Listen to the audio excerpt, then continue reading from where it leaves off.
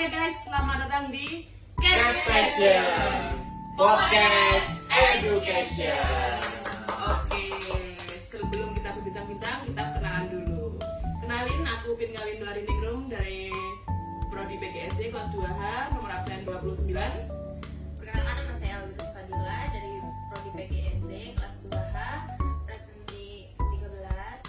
Dan saya Fizika Bintang Listiawan dari PGSD juga kelas 2A presensi 41.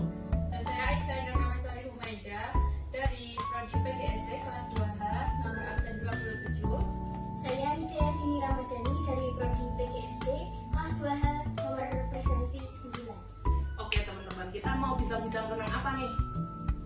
Kita akan membicarakan Kita akan bicara tentang apa teman-teman? Landasan filosofis pendidikan. Oke, pasti banyak kan dari kalian bertanya-tanya, kenapa sih, kenapa? Nah, penuh dengan kenapa gitu. Yang pertama nih, pasti kalian tanya nggak sih, kenapa sih anak SD itu harus dididik? Kenapa? Apa kalau nggak dididik dia bodoh? Apa kalau nggak dididik dia nggak peduli sama lingkungannya? Apa kalau nggak dididik dia akan nakal? Kenapa? Apa nih menurut kalian? Nah, berdasarkan dari jurnal yang saya temukan dari jurnal Citra Dharma, mengapa anak SD perlu dididik? Karena untuk memperbaiki moral dan juga melakukan pembentukan karakter. Pembentukan karakter itu sangat penting bagi anak-anak seusia SD. Kenapa sih pendidikan karakter itu penting, Mbak Alia? Karena pendidikan karakter itu untuk anak-anak bisa menyadarkan siswa tuh kayak lebih jujur, terus memiliki motivasi tinggi, peduli terhadap lingkungan di sekitar dia. Terus dia juga dapat bertanggung jawab, kreativitasnya juga dapat dikembangkan supaya menunjukkan potensi yang dimiliki oleh anak tersebut.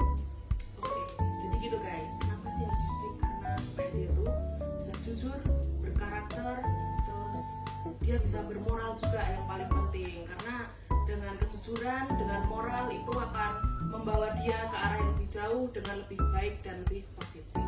Gitu guys. Terus yang kedua nih, kenapa anak SD itu harus sekolah di usia 7 tahun? Nah itu kenapa nih harus 7 tahun di SD gitu? Apa kalau umur 3 tahun nggak boleh? Kenapa? Umur 4 tahun gitu misalnya masuk SD nggak usah PAUD gitu, boleh nggak? Boleh nggak Mas Yun? Oke, untuk menjawab pertanyaan dari Mbak Pinka, kenapa anak SD yang masuk itu harus berusia 7 tahun? Berdasarkan jurnal yang aku baca, anak usia SD 6-12 tahun itu disebut sebagai masa anak-anak middle childhood.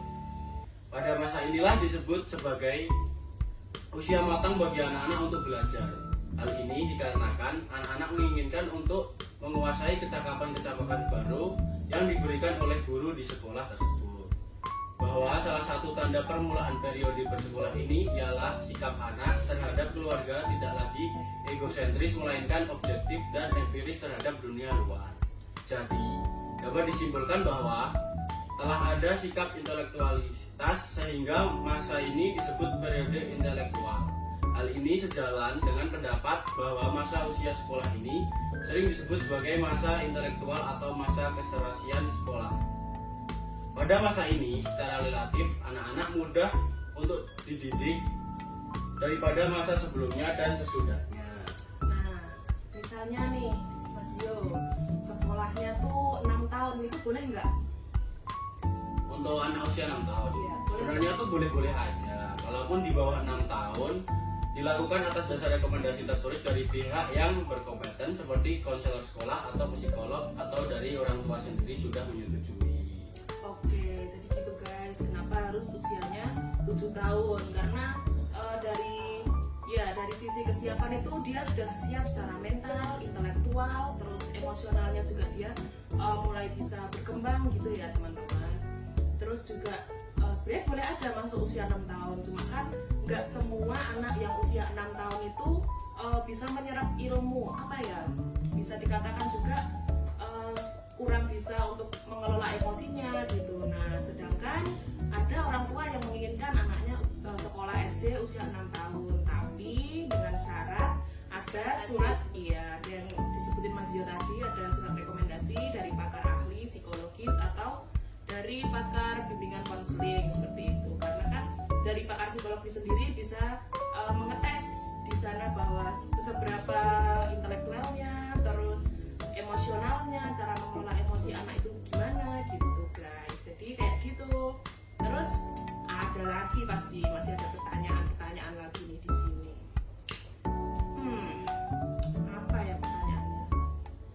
Nah nih pertanyaannya, kenapa sih guru SD itu gurunya guru mapel bukan guru salah guys, maaf. Jadi kenapa sih gurunya harus guru kelas bukan guru mapel ya, walaupun ada ya guru mapel kayak bahasa Inggris, olahraga, PAI gitu, pendidikan agama gitu ya.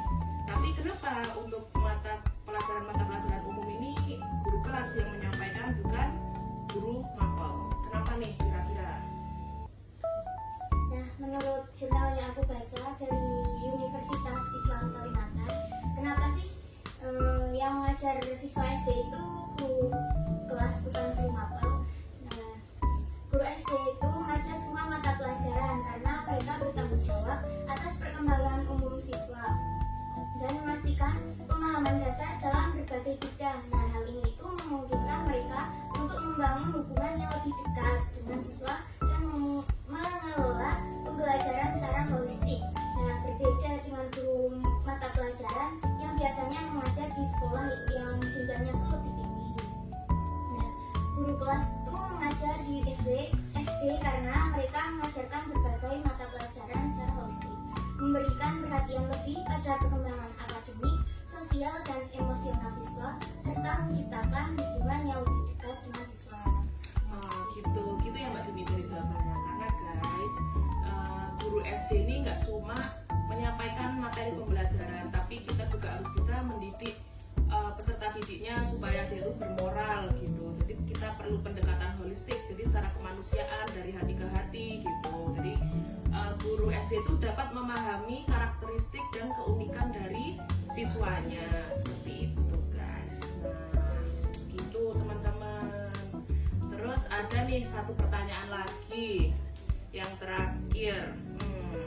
Kenapa sih anak SD itu harus menyenangkan? Kenapa? Kalau misalnya nih di SD dia cuma dengerin gurunya ceramah, dengerin gurunya cuma jelasin materi doang, dia bakal bosen gak sih gitu loh. Kayak apa dia itu bakal nggak mau bu, nggak mau pak, aku maunya gini, aku maunya gitu. Kenapa harus menyenangkan? Kenapa Mbak Ais? Coba jawabannya gimana nih? Menurut salah satu artikel atau jurnal yang udah pernah saya baca, anak SD itu kan perlu merasa senang saat belajar karena di usia mereka pengalaman belajar yang menyenangkan akan membantu mereka tuh lebih masuk dan lebih paham gitu loh, kalau masih gurunya tuh asik gitu. Jadi oleh karena itu mau tidak mau guru tuh harus berperan penuh dalam menciptakan kelas yang kondusif, aktif, dan menyenangkan agar siswa itu termotivasi pembelajaran dalam belajar. Salah satu strategi pembelajaran yang bisa diterapkan guru dalam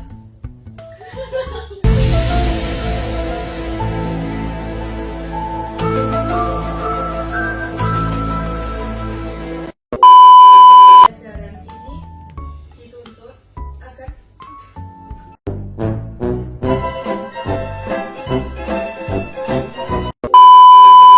oleh sebab itu, mau tidak mau guru itu harus berperan penuh dalam menciptakan kelas yang kondusif, aktif, dan menyenangkan agar siswa termotivasi untuk belajar. Salah satu strategi pembelajaran yang bisa diterapkan guru dalam proses pembelajaran yaitu strategi pembelajaran learning by doing. Dengan strategi ini, para peserta didik dapat menjadi lebih termotivasi untuk belajar, agar langsung proses pembelajarannya itu lebih cepat memahami makna yang dipelajarinya.